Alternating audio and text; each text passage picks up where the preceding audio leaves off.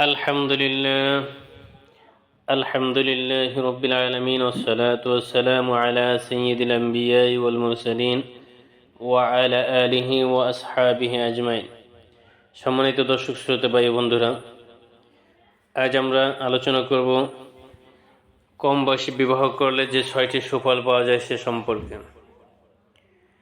কম বয়সে বিয়ে করলে 6টি সুফল রয়েছে, তার মধ্যে 1 নম্বর হলো, আপনি যদি বয়সে 30 পার করে বিয়ে করেন তাহলে স্বাভাবিকভাবেই আপনার বয়সের কারণে আপনার মধ্যে যে গাম্ভীর্য চলে আসবে, তার জন্য সম্পর্ক খুব বেশি ঘনিষ্ঠ ও মধুর হবে না, বরং ব্যাপারটি তখন এমন হবে যে বিয়ে করার কথা ছিল তাই বিয়ে করেছি। এ কারণেই আবেগ থাকতে আগেই বিবাহ করা উত্তম।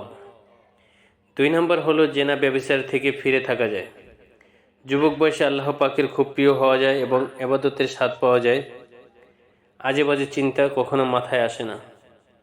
3 নম্বর হলো, বেশি বয়সে বিয়ে করলে স্বামী স্ত্রী নিজেদের জন্য খুব বেশি সময় পান না, বরং বছর ঘুরতেই সন্তানের দায়িত্ব এসে কাঁধে এসে পড়ে।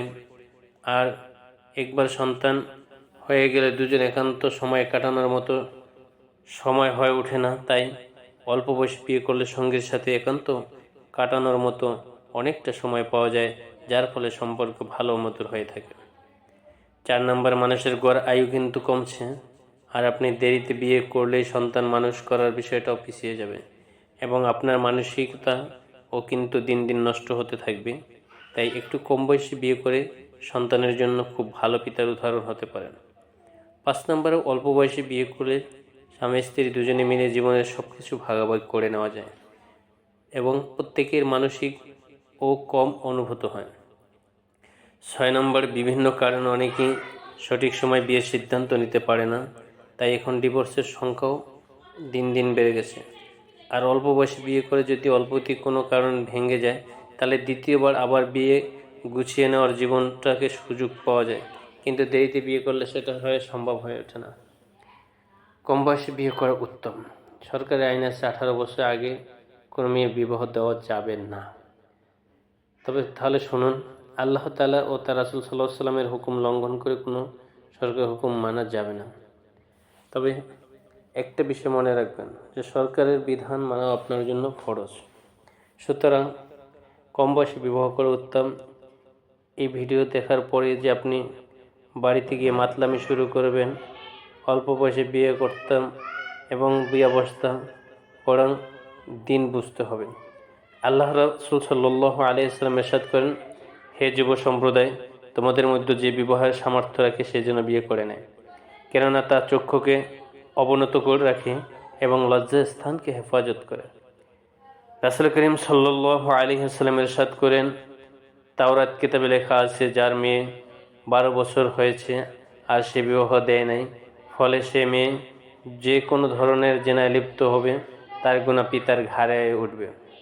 রাসূল করিম সাল্লাল্লাহু আলাইহি ওয়াসাল্লাম অন্য হাদিসে ইরশাদ করেন যে যখন বান্দা বিবাহ করলো, নিশ্চয়ই সে তার দিনের অর্ধেক পূর্ণ করলো এবং বাকি অর্ধেক সম্পর্কে আল্লাহকে ভয় করবে। এই হাদিস দ্বারা বোঝা যায় বিয়ে করতেও বিয়ে দিতে এটা আগে ভাগেই সমাধা করতে হবে। চিন্তা করি, আমরা নিজের পায়ে না দাঁড়িয়ে বিয়ে করা ঠিক হবে না।